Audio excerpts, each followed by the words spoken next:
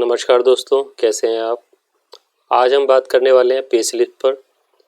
एक veg slip या pay slips में क्या क्या इंपॉर्टेंट कंपोनेंट्स होते हैं, एक स्टैंडर्ड पे स्लिप्स कैसी होनी चाहिए और आप अपनी पे स्लिप्स की अर्निंग और डिडक्शन को कैसे समझें। ये वीडियो उनके लिए भी काफ़ी इंपॉर्टेंट होने वाली हैं जो HR पेरोल में भी फ्रेशर हैं या पे अभी नया HR ज्वाइन किया और want to learn about the compliance और पे स्लिप्स। तो पे स्लिप्स के थ्रू ही मैं समझाने की कोशिश करूँगा क्या इसकी अर्निंग है, उसका क्या कौन कौन से कंपोनेंट्स हैं, क्या उसकी इम्पोर्टेंस है, क्या डिडक्शंस हैं, क्या स्ट्रेचरीज उसमें कवर्ड होती हैं। एक एम्प्लॉय और एम्प्लॉयर दोनों के लिए पे स्लिप्स का जानना बहुत ज़रूरी है। एम्प्लॉय के लिए पे स्लिप्स को लेना और एम्प्लॉयर के लिए पे स्लिप्स को देना, दोनों के लिए एक एब्लोगेरिटी एक स्टैच्यूटरी रूप से भी इम्पोर्टेंट है। तो चलिए दोस्तों शुरू करते हैं पे स्लिप्स की अंडरस्टैंडिंग। अगर मैं कहूँ तो मैंने पे स्लिप्स को 3 सेक्शन में बांटा है। Blue collar, mid level officer staff या सीनियर स्टाफ। ब्लू कॉलर में वो हैं जो सपोर्ट स्टाफ है, लोअर स्टाफ है, अनस्किल्ड स्टाफ कह सकते हैं, सेमी स्किल्ड का स्टाफ कह सकते हैं। मिड लेवल में ऑफिसर लेवल स्टाफ और सीनियर में हायर पोजीशन स्टाफ। तीनों की पे स्लिप्स में क्या डिफरेंस हो सकता है, हम एक रियल कुछ 4 पे स्लिप्स में रियल भी आपके साथ शेयर करूँगा वीडियो के दौरान, तो आपको काफ़ी ईजिली उसको अंडरस्टैंड करने में आसानी होगी। पे स्लिप्स एक एम्प्लॉयर के लिए देना इसलिए भी ज़रूरी है कि वो कंप्लायंस के थ्रू भी काफ़ी ऑब्लिगेटरी है। अगर हम बात करें तो minimum wages act, payment of wages act, और जहाँ फैक्ट्रीज एक्ट है वहाँ तो स्टैंडिंग ऑर्डर्स में भी साफ साफ लिखा होता है कि wage slip made be available to all the employees providing detailed description of wages receiveds, money deducted, absentees, holiday damages, EPF, ESIC etcetera. यानी कि एक एम्प्लॉय को पे स्लिप देनी इम्पॉर्टेंट है और वो वेज स्लिप्स में वो सारे कंपोनेंट होने चाहिए जो जिससे एक एम्प्लॉय या वर्कर समझ सके कि उसके महीने की कितने दिन की सैलरी बनी है, उसमें क्या क्या डिडक्शन हुआ है, उसका PF कितना कटा है, ESIC कितना कटा है, उसकी कोई छुट्टी है या हॉलीडे है या कोई डैमेजेस का लॉस है, कोई लोन्स एडवांसेस है, वो सारी जानकारी एक पे स्लिप्स में उसको मिलनी चाहिए। दोस्तों पे स्लिप्स को अगर एम्प्लॉयर एम्प्लॉय को देता है तो आप ये समझ लीजिए कि एक HR या एम्प्लॉयर अपना 50% हेडेक भी कम कर लेता है, क्योंकि काफ़ी ऐसी इंपॉर्टेंट इन्फॉर्मेशन होती है लाइक PF, ESIC नंबर अगर हम आप पे स्लिप्स में प्रोवाइड करते हैं, DS प्रोवाइड करते हैं, तो एम्प्लॉय की काफ़ी क्वेरी वहीं लेस हो जाती है। नहीं तो अक्सर क्या होता है कि सैलरी मिलने के बाद अगर पूरी तरह से पे स्लिप्स कंप्लीट नहीं है या अधूरी है तो या नहीं मिलती एम्प्लॉय को पे स्लिप, तो वो बार बार HR को परेशान करता है फ़ोन करके, क्वेरी करके कि मेरा ये डिडक्शन क्यों हो गया, क्या किस चीज़ का डिडक्शन है, छुट्टी है, मेरा PF नंबर क्या है, UN नंबर क्या है। ये ऐसी छोटी छोटी जानकारी भी एम्प्लॉय अक्सर पूछता है अपने एम्प्लॉयर से। अगर ये सारी चीज़ें इन्फॉर्मेशन एक स्टैंडर्ड पे स्लिप में होगी तो इस तरह की क्वेरी से आप अपने आप को सेव कर सकते हैं। तो चलिए आएंगे इसमें पार्ट्स ऑफ पे स्लिप्स में क्या क्या है। जो एक मेन एम्प्लॉय का पे स्लिप्स का जो पार्ट है उसमें ऑर्गेनाइजेशन की इन्फो, मंथ की डिटेल, कंपनी एंड फर्म का name, office and branch location और मंथ, ये फर्स्ट पार्ट है। सेकंड, एम्प्लॉय की बेसिक इन्फो होनी चाहिए उसमें लेफ्ट में, employee ID, employee name, designation, department, date of joining. तो दोस्तों यहाँ पे एम्प्लॉय ID एक बहुत ही महत्वपूर्ण, मैं कहूँगा कि एक कंपोनेंट है पे स्लिप्स का। एम्प्लॉय ID हर एक एम्प्लॉय को यूनिक ID प्रोवाइड कराना एक HR एम्प्लॉयर का एक इम्पॉर्टेंट दायित्व है, क्योंकि एक एम्प्लॉय ID यूनिक होगा तो वो एम्प्लॉयर के लिए भी काफ़ी बेनिफिशियल होगा कि उससे काफ़ी तरह की रिपोर्ट्स वगैरह जो जनरेट होती हैं उसमें गलती होने के, एरर होने के चांस कम हो जाते हैं, क्योंकि एक नाम के 2 या 3 एम्प्लॉय वर्कर हो सकते हैं, लेकिन एम्प्लॉय आईडी सबकी यूनिक होगी। तो different type of MIS reports, appraisal, increment जब ये हम बनाते हैं तो एक एम्प्लॉय आईडी यूनिक होने से हमें काफ़ी हेल्प मिलती है। और फॉर एवर एक एम्प्लॉय जो आईडी किसी को अलॉट हो गई तो वो रिपीट नहीं हो सकती, वो चाहे एम्प्लॉय चला जाए तो उसकी एक फाइल का एक आइडेंटिटी भी बन जाता है। तो एम्प्लॉय आईडी को आप इस तरह से समझे कि एक इम्पॉर्टेंट पार्ट है पे स्लिप्स का। अब हम आ जाते हैं स्टैट्यूटरी इन्फो, भी एक बहुत ही ज़्यादा इम्पोर्टेंट पार्ट है पे स्लिप्स का, जिसमें उसका UN नंबर होना चाहिए, PF नंबर होना चाहिए, ESIC नंबर होना चाहिए,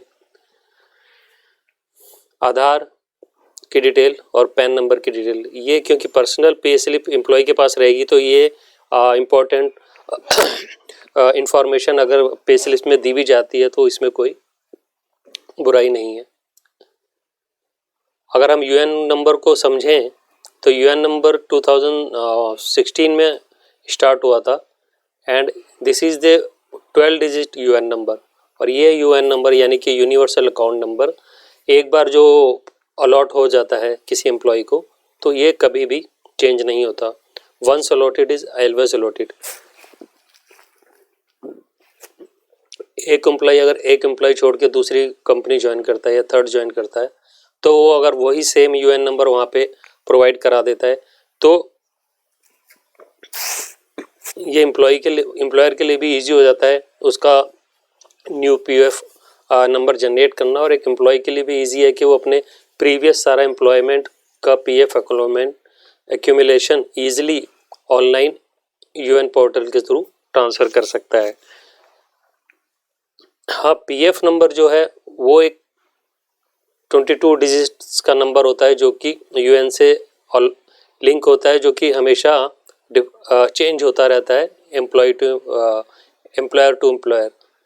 और ये नंबर भी हमें समझना बहुत ज़रूरी है। ये जो 22 डिजिट का नंबर है इसके जो फर्स्ट 2 डिजिट हैं वो रीजन कोड होते हैं, 3 डिजिट होते हैं जो ऑफिस कोड, और 7 डिजिट जो लास्ट के हैं वो मिड के हैं वो एम्प्लॉयर कोड, ये 3 डिजिट एक्सटेंशन कोड, और लास्ट के 7 डिजिट मेंबर आईडी। मेरा ये बताने का इसलिए ज़रूरी है, मैं समझता हूँ कि कई बार एम्प्लॉय ऑनलाइन पोर्टल पे अपना PF ऑनलाइन ट्रांसफ़र करता है और वहाँ पे UN नंबर डालता है और UN नंबर के थ्रू एम्प्लॉयर की प्रीवियस की डिटेल्स PF पोर्टल पर नहीं निकाल पाता, तो वहाँ पे एक MID नंबर से भी ट्रांसफ़र करने का ऑप्शन है, जिसमें अलग अलग जब उस पर क्लिक करते हैं तो ये ऑप्शन आते हैं। तो अगर हमें ये पता होगा कि रीजन कोड में कितने न्यूमेरिक हैं, ऑफिस कोड में कितने हैं, एम्प्लॉयर कोड में कितने हैं, तो हम इजीली अपने PF नंबर को उसमें पुट कर देंगे जिससे कि वो डिटेल इजीली कैप्चर्ड हो जाएगी। ESI नंबर 10 डिजिट का होता है। PF से रिलेटेड अगर थोड़ी सी मैं जानकारी देना चाहूँ तो ये आप समझ सकते हैं कि EPF वहाँ एप्लीकेबल होता है जहाँ 20 और मोर एम्प्लॉयज़ हैं, और एम्प्लॉय जहाँ पे 15,000 तक सैलरी ले रहा है वो PF में कवर्ड होता है। एम्प्लॉय का डिडक्शन 12% है और एम्प्लॉयर्स का भी 12% प्लस उसका 0.5% एडमिन में और 0.5% EDLI पे डिपॉजिट होता है। तो दोस्तों ये EDLIP यानी कि employee deposit link insurance premium है, ये बहुत ही इम्पोर्टेंट पार्ट है। हालांकि ये एम्प्लॉयर के पार्ट से एक बहुत ही नॉमिनल पार्ट जाता है, लेकिन खुदा न खास्ता कभी कुछ मिसहैपनिंग होती है बाय द वे तो एम्प्लॉय के या डिजीज्ड के परिवार को अगर उसमें वो विडो है तो उसको एक मुश्त पेंशन बन जाती है, उसके बच्चों की पेंशन बन जाती है, और साथ साथ एक बीमा राशि जो 4.5 लाख से 6 लाख तक का है वो नॉमिनी को मिल जाता है। तो ये बहुत ही इम्पोर्टेंट पार्ट मैं समझता हूँ बताना कि ये EDLIP का। जो सबको जानना ज़रूरी है। इसके साथ साथ यहाँ मैं ये बता दूं कि 15,000 की तो लिमिट है, उससे नीचे सबको पीएफ डिडक्शन कराना ज़रूरी है। लेकिन ये एक इम्पॉर्टेंट बात है कि मान लीजिए अगर किसी एम्प्लॉई की सैलरी मोर देन 15,000 है और उसका लास्ट कंपनी में पीएफ डिडक्ट हो रहा था और उसने अभी वो निकाला नहीं है, तो ये करंट एम्प्लॉयर की जिम्मेदारी है कि वो by the virtue of statutory he need to be deduct PF from his current employment also. Sorry, वो करंट कंपनी में भी पीएफ डिडक्ट करेगा, क्योंकि once a member is always member. तो ये बात जरूर ध्यान रखें। हाँ, ये हो सकता है कि 15,000 तक रेस्ट्रिक्टेड डिडक्शन रखे, आगे हम इसको पे स्लिप्स के थ्रू भी समझेंगे। ESIC जहाँ 10 और मोर एम्प्लॉई है वहाँ ESIC एप्लीकेबल है। ESIC की लिमिट है ग्रॉस सैलरी पे 21,000। एम्प्लॉय का डिडक्शन इसमें 0.75% है और एम्प्लॉयर का 3.25%। फोर्थ पार्ट जो आता है पे स्लिप्स का वो होता है फिक्स्ड डेज एंड पे डेज, यानी कि कितने दिन की सैलरी है और किस मंथ की सैलरी है। फिक्स डेज मान लीजिए अगर जनवरी का मंथ है तो फिक्स डेज होंगे 31 और पेड डेज जितने दिन की उसकी सैलरी बनी, जितने दिन उन्होंने काम किया, लेट्स से उन्होंने 25 डेज काम किया तो पेड डेज में 25 डेज होगा। अर्निंग साइड हो जाए, डिडक्शन साइड, ये दो साइड्स हैं। अर्निंग साइड में होता है basic, HRA, convenience, telephone, special, LTA etcetera. और डिडक्शन में statutory deduction like PF, ESIC, LWA, P-tax and other deduction like loans, staff deduction. अगर हम बेसिक की बात करते हैं, बेसिक एक बहुत इंपॉर्टेंट पार्ट है, क्योंकि बेसिक के बेस पे ग्रेचुटी भी कैलकुलेट होती है और बोनस भी। अगर आप हमारा रेगुलर कोर्स ज्वाइन करेंगे तो आपको डिटेल में पूरे कंप्लीट कोर्स में बताया जाएगा सारे इन कंपोनेंट्स के बारे में पूरी कोर्स में। तो चलिए HRA हम बताते हैं कि HRA हाउस रेंट अलाउंस, ये मेट्रो सिटी में 50% और नॉन मेट्रो में 40% है। अगर HRA इसलिए इम्पोर्टेंट है कि HRA की exemption as per income tax act मिलती है। और वो कैसे मिलती है कि HRA जो एक्चुअल दिया जा रहा है एम्प्लॉयर को पे शीट में, वो 50% ऑफ बेसिक सैलरी या 40% of basic salary as per the city, and actual rent paid by employee less 10% of basic salary.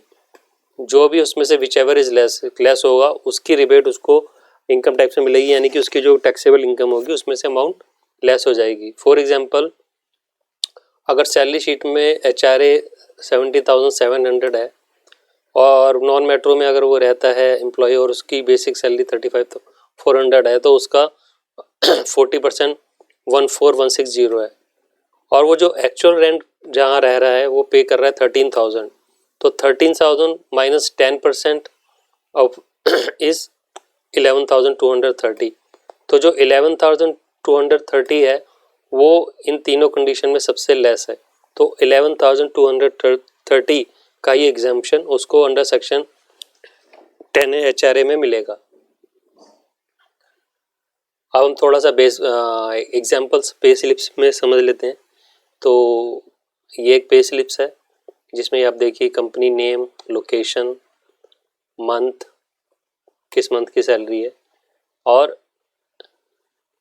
कितने दिन की है। ये देखिए जून की सैलरी है, 28.5 दिन की बनी है।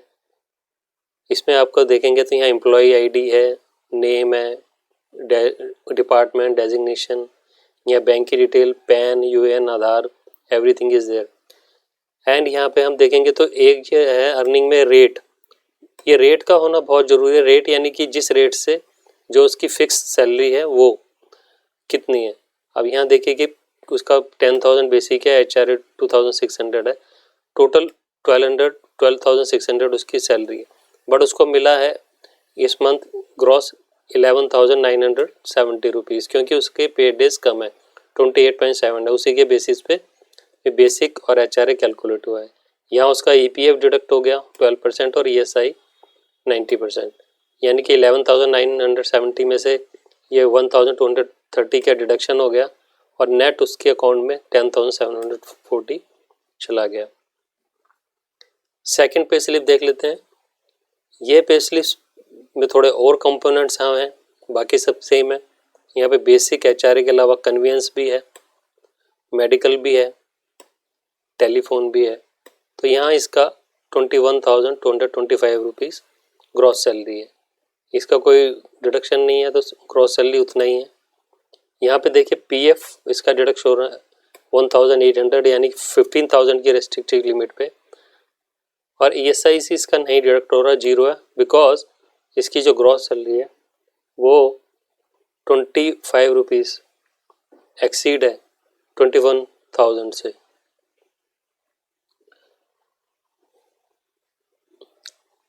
क्योंकि ESIC की लिमिट 21,000 है ग्रॉस, तो ये ESIC में एप्लीकेबल नहीं होता।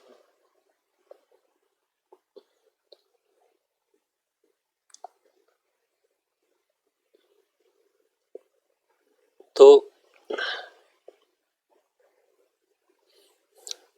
लेकिन यहाँ आप एक चीज़ देखेंगे कि जो PF है, अगर हम 11,500 का PF निकालें 12%, तो वो 1,800 नहीं आएगा, कम आएगा। तो PF में जो रिसेंटली जो चेंज हुआ था 2016 में के आसपास, सो उसमें ये कहा गया था कि बेसिक प्लस अदर कंपोनेंट्स उस पर PF 12% लगेगा, यानी कि आप HRO को हटा दें, बेसिक और ये कन्वीनियंस, मेडिकल एंड अदर, इनको टोटल करके जो अमाउंट बनेगी उस पर PF का डिडक्शन है। तो ये बात ध्यान रखने वाली है।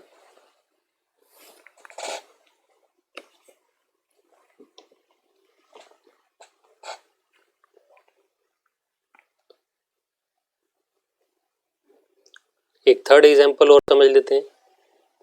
यहाँ देखेंगे ये हायर रैंक की सैलरी, जैसे कि मैंने बताया था कि ये थोड़ा हायर रैंक की सैलरी है थर्ड सीनियर स्टाफ की।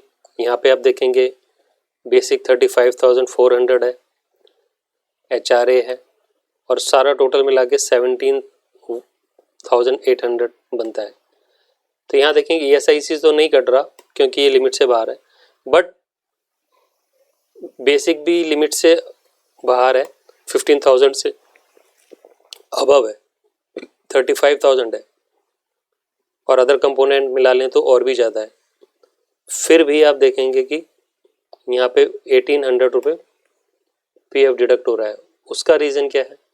उसका रीज़न ये है, या तो ये एम्प्लॉई जब 4 इयर्स पुराना है और इसकी जो पास्ट सैलरी रही होगी वो 15,000 से लेस रही होगी, तो जब इसका इंक्रीज़ हो गई सैलरी तो इसका PF डिडक्शन बंद नहीं हुआ, बस एक 15,000 की लिमिट पे रेस्ट्रिक्टेड हो गया।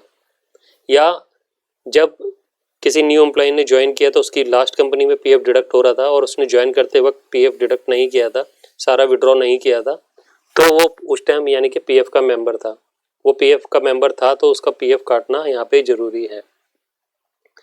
फिर भी अगर कोई एम्प्लॉई आपसे आर्ग्यू और जिद में करते हैं कि मैंने विड्रॉ कर लिया है या कुछ है, हालांकि वो आजकल तो सब ऑनलाइन है, पता चल जाता है, फिर भी एक फॉर्म नंबर 11 है जो इम्पॉर्टेंट है हर एक एम्प्लॉय से साइन कराना एज पर PF। तो वो आप एक डिक्लेरेशन कि उसने PF विड्रॉ कर लिया है, अब PF का मेंबर नहीं है, फॉर्म नंबर 11 ज़रूर साइन करा कर रखें। यहाँ पे और देखेंगे आपकी एक डिडक्शन आ रही है P-टैक्स की 200 रुपीज़ और TDS। तो जो हायर सैलरी है उसमें TDS डिडक्ट होता है, उसका ध्यान रखें।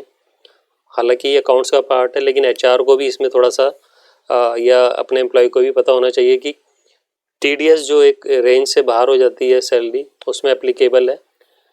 सैलरी पर्सन के लिए ये एक रिलीफ रहता है कि वो अप्रैल और मई में अपने एम्प्लॉयर को एक डिक्लेरेशन देते हैं कि उसकी पूरे साल भर की क्या सेविंग रहने वाली है, लाइक उसकी LIC, हाउस रेंट्स, बच्चों का एजुकेशन फीस, PPF एट्सेट्रा, क्या उसकी सेविंग है या वो क्या आगे करने वाला है, उसके बेस पे अगर वो एक डिक्लेरेशन डिपॉजिट कर देता है ऑनलाइन या ऑफलाइन एचआर को, तो उसके आगे का पूरे साल का एक टीडीएस अज्यूम बेस पे कैलकुलेट हो जाता है और पर मंथ उतना ही टीडीएस उसका डिडक्ट होता है।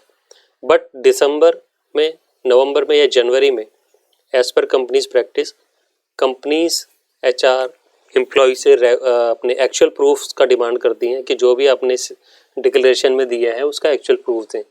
वो एक्चुअल प्रूफ जब आप सबमिट करते हैं तो उसको क्रॉस चेक किया जाता है आपके डिक्लेरेशन से। अगर वो प्रूफ्स मैच करते हैं तो टीडीएस में कोई चेंजेस नहीं होता, सेम रहता है। अगर वो सेविंग्स आपके हायर साइड में चले जाते हैं तो टीडीएस कम या ज़ीरो भी हो सकता है। लेकिन अगर प्रूफ्स आप पूरे सबमिट नहीं करा पाते या आप सेविंग नहीं करी है, कम है, तो आपका जो हायर साइड टीडीएस जो हायर साइड चला जाएगा और जितना डिफरेंस होगा आगे के 3 महीने में वो एक्स्ट्रा टीडीएस आपका डिडक्ट होगा। तो ये जानना बहुत ज़रूरी है। प्रोफेशनल टैक्स कुछ स्टेट्स में एप्लीकेबल है, जैसे कि एपी, झारखंड, असम, बिहार, महाराष्ट्र, मणिपुर, ऐसे 16 स्टेट्स हैं जहाँ पे अलग अलग लिमिट है। जैसे कि एपी में अगर मैं फॉर एग्जांपल बात करूँ तो 15,000 तक नील है और 15,000 से अबव 150 और अबव 200। तो स्टेट वाइज ये डिफरेंट करता है।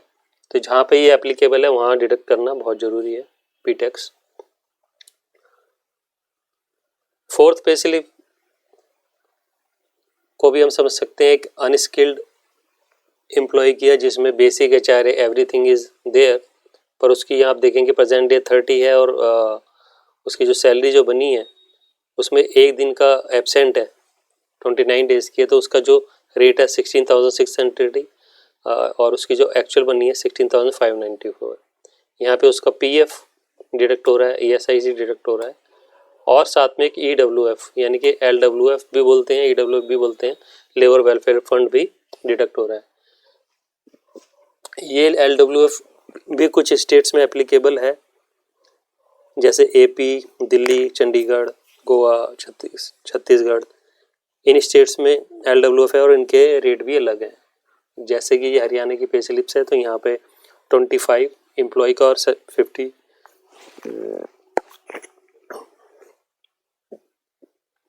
एम्प्लॉयर का डिडक्ट होता है। दिल्ली में 0.7525 है, एपी में देखा जाए तो 30 एंड 70 है।